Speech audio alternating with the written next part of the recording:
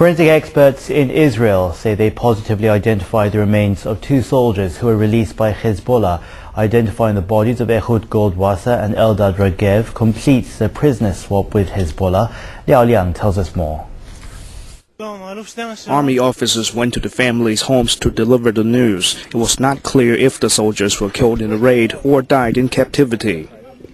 It's also a very heavy and difficult day, but beside this heavy feeling, we also feel, I cannot define it like a kind of, but I think it's beside this very difficult news, there is also feeling of complete the mission of bring them back to the land of Israel.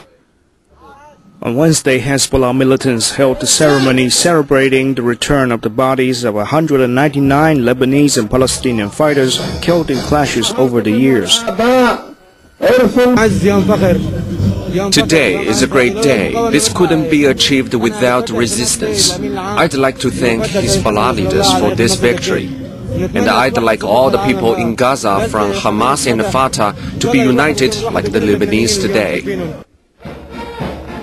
Meanwhile, 5 Lebanese militants arrived in Lebanon's coastal border town of Nakora shortly after being released by Israel. They were welcomed by Hezbollah officials and hundreds of people. Liao Liang, CCTV. Well, family and friends of those Israeli soldiers Eldad Regev and Ehud Goldwasser have gathered at the Shraga military base in northern Israel as they pay their respects to their loved ones. The coffins of the two soldiers were brought to the military base on Wednesday night following the prisoner swap between Israel and Lebanon's Hezbollah militants. Israel's Prime Minister Ehud Olmert and Defense Minister Ehud Barak also paid their respects to the bereaved. A military rabbi was chanting psalms next to the coffins overnight until the caskets are taken to cemeteries on Thursday morning for final burial. The soldiers were given promotions after death. And staying with some reaction to that story, the UN Secretary General Ban Ki-moon says he welcomes a prisoner swap between Israel and Hezbollah in Lebanon this week. Here's what else he had to say. I've been closely working with the German facilitator, and I appreciate his contribution, and I am very much encouraged by the exchange of prisoners. I hope this will be the beginning of many to come in the future.